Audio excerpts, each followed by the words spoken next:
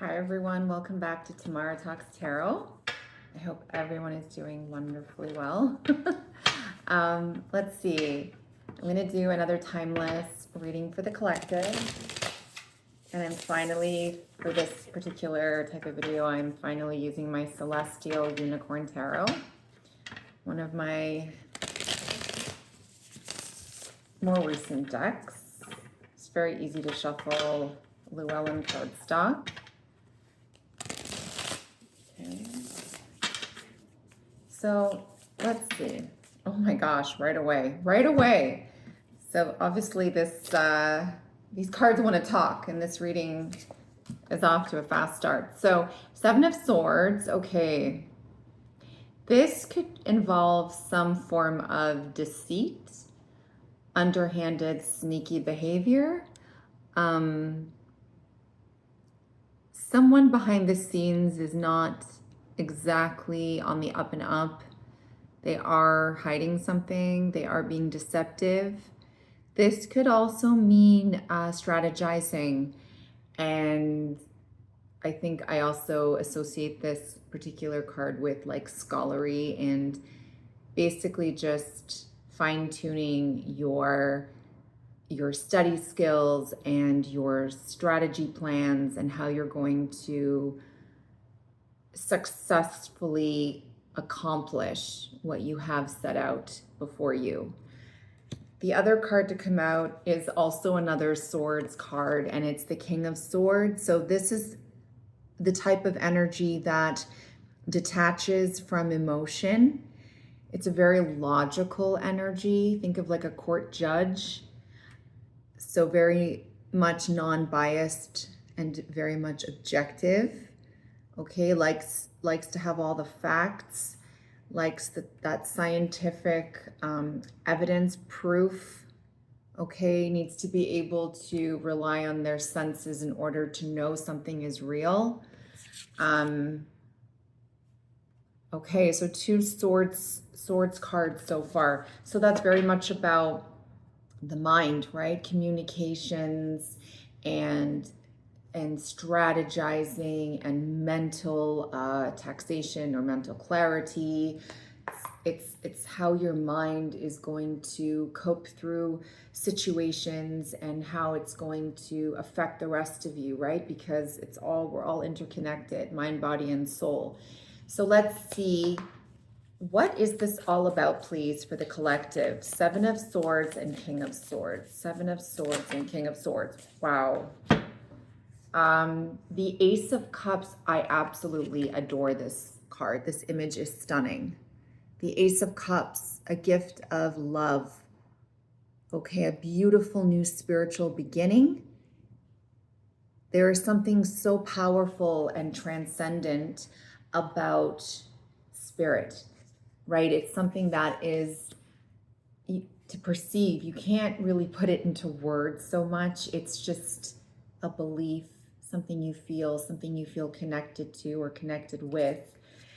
Oh, Three of Cups. So this tells me the birth of a baby, perhaps. Some form of beautiful celebration, community, family, friends coming together, connectedness. There's definitely a spiritual bond. It's also about deepening your friendships, deepening relationships, taking that relationship to the next level. So if there were two of you, maybe you're thinking of adding a new member to the family. It doesn't have to be a baby in the form of a human. It could be a furry friend. It could be, it could just be about expansion in the spiritual sense, anything that expands the heart, right? The heart chakra, and feeds your soul and gives you that sort of spiritual enlightenment and spiritual fulfillment. I always see that word funny. I don't know. Anyone else? So that's beautiful. So these are very opposing or opposite energies, because here we have two swords cards to start off our reading. Okay, very strategic, very exacting, very like, what's that word I'm trying to think of? When something is on purpose. It'll come to me. It always comes to me when the camera's off, but when it's, I don't know, for some reason, it's very decisive, right? And then we have the other side of things where it's all about feeling the feels, okay, with the Ace of Cups and the Three of Cups. So there's this graduation of evolved energy when it comes to that spiritual and heart felt enlightenment. So how do these cards connect? How do these Swords and Cups cards connect? What is the correlation? What is the relationship between these almost like opposing energies? For the collective, please. What is this all about? How many cards came out here? Two together and okay. Oh, two and four. Okay, let's see. Oh my gosh, two more cup cards on this side and a Swords and the Tower card on the other side. Okay, let's see.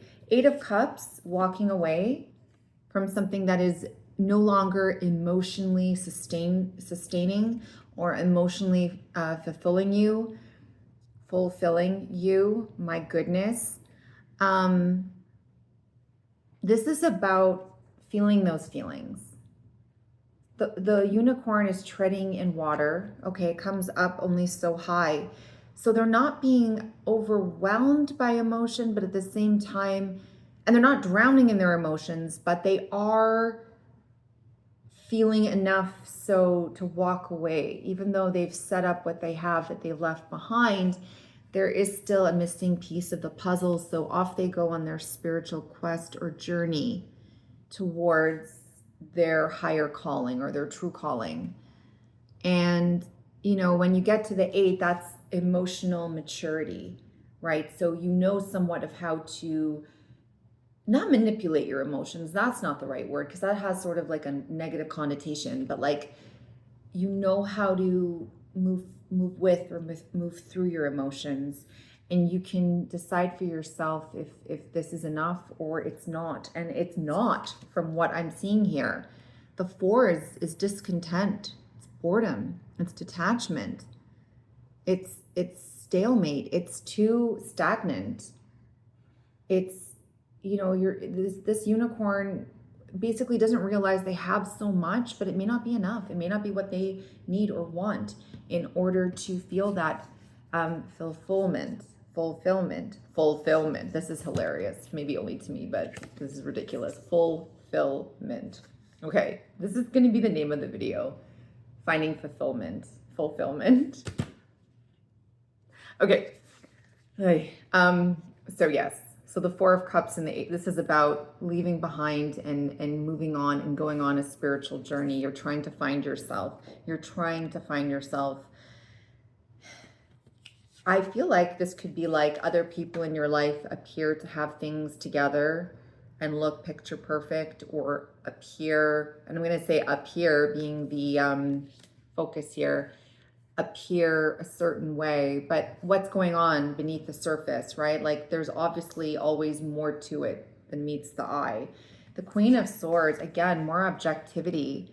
She's not afraid to speak her mind. She doesn't mince her words. She can be quite cutting, right? But she's so confident. And you know what's interesting is that there's the King of Swords. So these are counterparts, right? Now, this isn't about the warm feels and the like fluffy and unheartfelt kind of connection. This is more the mental. So you could be searching for more mental stimulation, for more of a mental and spiritual kind of connection with someone. This could be something that you're seeking out because you don't feel like that you have it right now. That's kind of what I'm getting. You need someone who's going to challenge you and someone who's going to keep you on your toes, someone who's going to enlighten you and add more depth and more interest and intrigue into your life. So if you're feeling like there's this stagnancy and you're just not, it's just not fulfilling you, then there's something you need to do, and only you have the answer. Only you know what to do. Only you know how to do it. You have to look within, right? for any and every time we face some sort of, personal, like emotional struggle, we have to ask ourselves, what is it that we're struggling with? Why do we think we're struggling with it? And then kind of go backwards and like, what led to this point, right? Like, it's a whole work in progress. And you have to try and decipher what it could have been that kind of spurred this moment, sorry. And the Tower is like, there's going to be a shock wave. I love this Tower card, by the way. It's got a great like 80s retro sci-fi fantasy vibe to it. There's going to be a bolt of lightning, this insane massive epiphany that comes with meeting your counterpart or aligning yourself with the type of energy that's going to feed your mind and bring you more mental fulfillment, right? More stimulation, mental stimulation. Because some of us, we rely more so on that than, let's say, on the physical, for example. And to have good conversation and to learn from someone and be able to teach, to have that very reciprocal kind of energy back and forth is a beautiful thing. So if you're looking for like something more philosophical, more enlightening, and more long lasting, the mind is I think where it's at in this reading. This could be for you. I hope this made sense. It felt a bit disjointed, but I feel like it's kind of come together towards the end, because you could be someone who relies so heavily on feelings, and it's great, but there needs to be substantiability. There needs to be something more, right? There needs to be a sort of solid base and foundation. Now there are no pentacles or wands, so nothing of the earthly realm and nothing of that spiritual realm taking action, so to speak. Although the sword suit is about action and is quite fast moving. So I feel like, air, water, and air, sort of one tempers the other in a sense. I feel like you need a bit of both. You need that emotional connection, spiritual connection, and mental connection. You need a connection that connects almost like a triangle, right? By three hands, to feel complete. That's what I'm getting from this reading. That is what I'm getting. I think I'm going to leave it there. We're almost 13 minutes in, and Two of Wands. There's a Wands. I think I saw Wands at the bottom of the deck earlier. It could have been the same card or a similar card. And I feel like you're not taking action just yet. You're sort of between the, where you are and maybe where you want to be. You're in that threshold. So, yeah, I'm trying to think. No, let's pull one more card. Advice, please. How can they go about fulfilling their, too many cards. How can the collective go about fulfilling their needs, their spiritual, mental? I'm not getting physical so much, because physical is great, but it's something beyond that can surpass everything else, right? That gives the relationship longevity. It does not have to be a romantic relationship. Please do keep that in mind. I was gonna end this reading, but the King of Cups, control over one's emotions. We have two kings here.